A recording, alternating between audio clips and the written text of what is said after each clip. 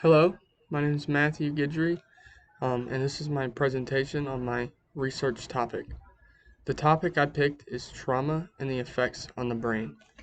I realize now after writing this paper and making this presentation that this topic is a little vague, and so a lot of the things that I go over are very general studies and general just points about trauma and the experiences that people have with them but mainly I focused on different types of trauma and the general trauma recovery.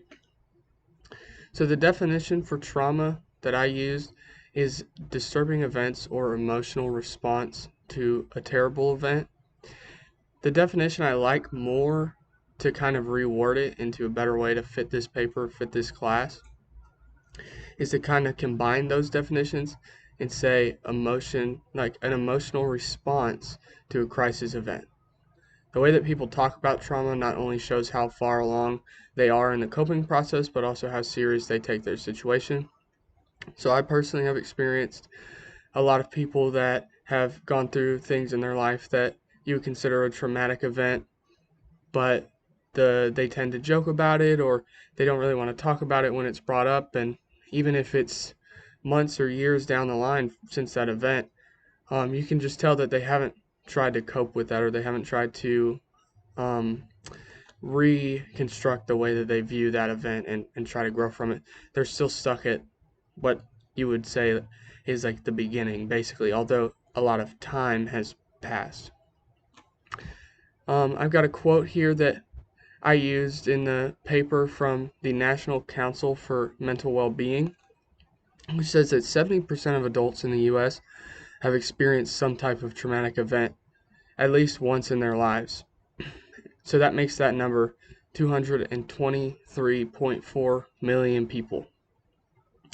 If you remember, last year I did a project on children, and it was on suicide, but it was directed specifically to a child audience and how that affected young people and teens and young adults. This is more focused on adults more so than children, but children are not incapable of experiencing traumatic events. Now, as we go into the research findings, the way that I have sectioned this off is to three main types of trauma, and that would be acute, complex, and chronic trauma. The main goal for me is to answer how long these types of trauma last and how to know if you're someone who is at risk of experiencing these forms of trauma and what its effect on your brain and well-being is. So this first type of trauma is acute trauma. Acute basically means in the present time or a short-term trauma. Acute trauma is a trauma as a result of a singular event, something like a car accident or an assault or a natural disaster, something that is a one-time experience that is very jarring and hard to deal with. Symptoms of this are intrusive memories, so kind of imagining that something similar will happen again, or flashbacks, just replaying that event in your head over and over again every time something sparks that memory. The people that experience this type of trauma can develop what is called ASD, which is short for acute stress disorder, which is basically like short-term PTSD. If the symptoms continue for ASD, the person is at concern for PTSD, but most of the time, acute stress disorder is short-term. I have a quote from the Cleveland Clinic as it relates to acute stress disorder, and they said, "It's difficult for researchers to access how common acute stress disorder is. This is partly because people may not seek professional help until their symptoms meet the criteria for PTSD. According to various studies, the prevalence of acute stress disorder following a traumatic event may range from 6% to 33%. The rate also differs for different types of trauma. For example, survivors of accidents or natural disasters show lower rates of ASD. Survivors of violence, such as assault and mass shootings, show higher rates of ASD. So personally, just to talk on that quote a little bit, I think this is based off of the unwillingness to seek help. So with acute stress disorder being a short-term kind of trauma, and we don't know that much about it, it goes to show that since it's that small window for people to seek help, most of the time, just like this quote says, people wait too long to seek help for their experience, and it ends up developing into something much worse, like PTSD. The second kind of trauma that I go over in this paper is called complex trauma, or CPTSD, which is complex post-traumatic stress disorder. This is a result of traumatic experiences through someone's childhood or through their upbringing. Things such as childhood abuse, neglect, domestic violence, and prolonged exposure to that, or parentification, which is basically a child having to act as the parent, or like a role reversal. If the parent is being irresponsible, the child feels a need to step up and almost feels like they're having to raise their own parent. Complex trauma can be a result of a singular event or multiple events. The very nature of this trauma kind of implies it is a longer thing. The original events can last for months or even years, and that's not including the trauma afterwards. This trauma is a result of fear or the feeling of being stuck. So, for instance, somebody who is abused as a child, a child is basically taken care of by their parents, or they're supposed to be, and so they don't necessarily have anywhere else to go, and that would be an example of feeling stuck, and it can develop children that are scared of their parents. It leads to the avoidance of things that remind you of the event or the situation that created the trauma. CPTSD and PTSD are similar symptoms, but CPTSD is like more underlying symptoms on top of PTSD. Things like a hard time controlling your emotions, hard time understanding relationships and trusting others. It is lesser known about by researchers and is continued to be researched. The last type of trauma that I talk about or want to talk about is chronic trauma. This is a result of prolonged exposure to traumatic events at any age, so not just from your childhood, but any wide range. Things like homelessness, chronic illness, or abuse and violence as well. The effects on you can take a little longer or can take a while to surface, but the symptoms or the effects can be things like depression, anxiety, insomnia, or overreaction to small things. People with chronic trauma are prone to cope in ways that aren't necessarily very effective, like denying that anything ever happened or completely avoiding the situation entirely, which is not uncommon for anybody that experiences any kind of trauma. Chronic trauma creates this cycle that is very hard but not impossible to get out of, and the cycle goes something like this. The traumatic event happens, the event causes trauma and symptoms, and then the experience of those symptoms cause the symptoms to worsen. So for example, you might take depression, which is one of the symptoms of this chronic trauma, and for instance, someone might be depressed, and they find it hard to have the motivation to do anything, but then they get upset that they're having this trouble with depression and fall into a deeper and deeper depression, and you can see how that cycle just kind of continues. This is a long-term trauma that can last years. Chronic trauma can affect the people around you as well. I know I mentioned in my papers that the mother or the wives of some people that have chronic trauma, it changes the way that they perceive empathy, or it can affect the children of somebody who has this trauma as well. And it just goes to show that trauma can not only just affects you, but also affects the people around you.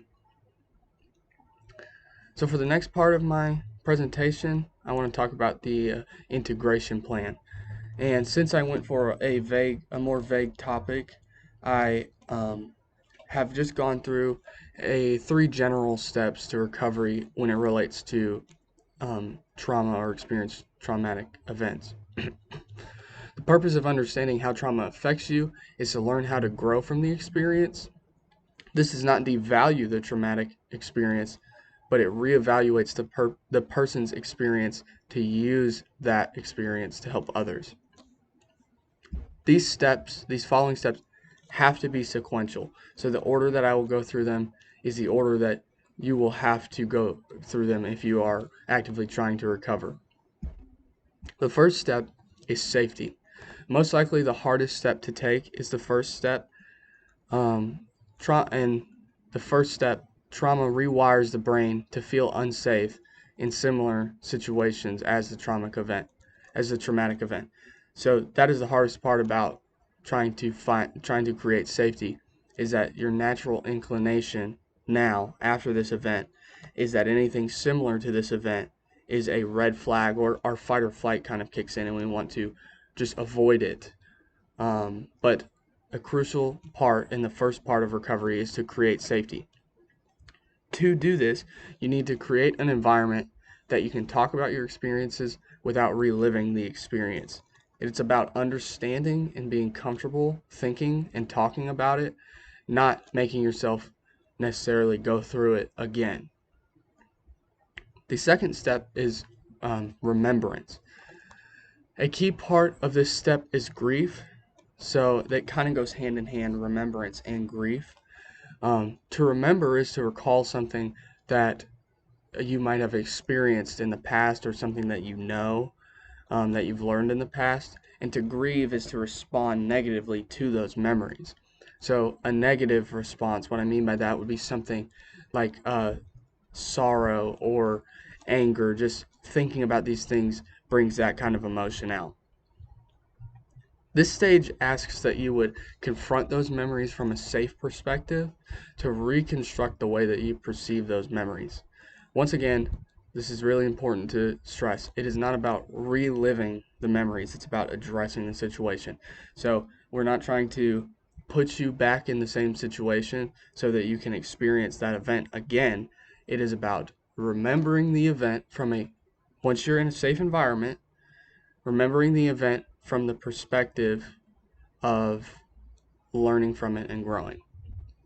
It can help in this step to specifically understand the emotions that you've tied to the event, like how did the event make you feel, or why it made you feel that way. The third step is the final step, and it is restoration.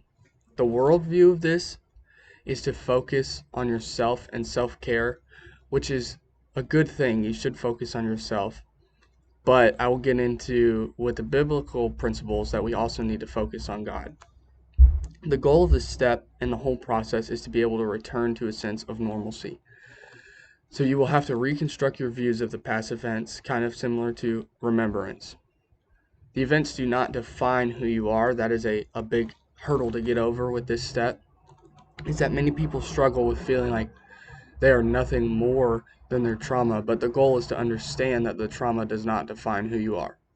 This is most effectively done with the aid of a counselor, as the whole process is, just because it can be difficult to handle some of these things alone, because we tend to want to go down that kind of similar cycle that I had talked about before, that it's hard for us to view things differently than the way that we experience them. And so the aid of a counselor is very necessary for this recovery. A good way to use your experience for the better is to find something or some way to help others that have similar experiences. So whether that's leading group studies, or going out and maybe like talking to these groups that have experienced the same thing as you, or talking to a school, if it's something like bullying, doing kind of like talks for that, just anything that is that can help you use this experience that you have hopefully now learned from and don't let hold you back. But most important in this whole process is to understand that grief is different for everyone and recovery is different from everyone. It is not just a cut and dry thing, and the amount of time it takes is not cut and dry either. So I want to finally wrap up with some of the biblical principles that are good to lay as your foundation for the whole recovery process as a believer. The main ones I want to focus on are forgiveness and obedience. So Colossians 3, verse 12 to 14 says, "Therefore, as God's chosen people, holy and dearly loved, clothe yourselves with compassion, kindness, humility, gentleness, and patience. Bear with each other and forgive one another if any of you has a grievance against someone. Forgive as the Lord forgave you, and over all these virtues put on love, which binds them all together in a perfect unity."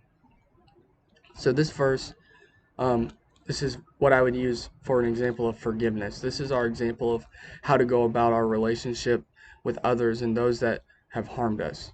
Just as Christ has forgiven us, like the verse says, forgive as the Lord has forgave you. Just as Christ has forgiven us, we should forgive others and even ourselves if the situation calls for that. An important note for forgiveness is that, as I said in my paper, I feel as if forgive and forget are viewed as one and the same most of the time, but forgive doesn't mean forget. And I know that can come off kind of harsh, but you get out of a situation, let's say this, use this as an example. If you get out of a situation and want to forgive someone for it, then you can. But that doesn't mean you have to put yourself back in that situation. So, to put it kind of harsh, forgiveness is not necessarily being a doormat. You, like I said, you take those experiences, you learn from them, and you can forgive someone. You don't have to have hate in your heart for somebody to understand maybe it's not the best idea for me to continue to be around them. Maybe it's not the best idea for me to go back to this situation. If you get out of that situation, you can forgive them, but learn from the experience that you had. The second principle is obedience. So, my example here is Matthew 7, verse 24 to 27. "Therefore, whoever hears these sayings of mine and does them, I will liken him to a wise man who built his house on the rock. And the rain descended, and the floods came, and the winds blew and beat on that house, and it did not fall, for it was founded on the rock. But everyone who hears these sayings of mine and does not do them will be like a foolish man who built his house on the sand. And the rain descended, the floods came, and the winds blew and beat on that house, and it fell, and great was its fall." So believers have a direct line to the ultimate counselor, that being Jesus Christ, as well as a line being open for everyone that's not just a believer. A friend of mine told me, this is an interesting story we were talking about, that where you are now, you couldn't be without God, and that God knows we can learn from our situations and uses it for good, saying that this whole idea, once again, of learning and growing from your experience is that this experience, there's a purpose for it, and that once you come out the other end, like I had talked about previously, you will be able to reach others that have been affected by the same thing, and maybe you can be the person to help pull them out of that situation, just as hopefully somebody has helped pull you out of a situation. God is the rock that we are to build our lives upon. That is what this verse says. Most people wait until after a bad experience to reach out to God, but Christ doesn't say in Matthew 7 that we should wait. The man only heard the teachings and built. He didn't wait to see the flood and then decide. That is what makes him the wise man. It is the drive of faith to do as God has instructed without needing to test God. So thank you. That was my presentation.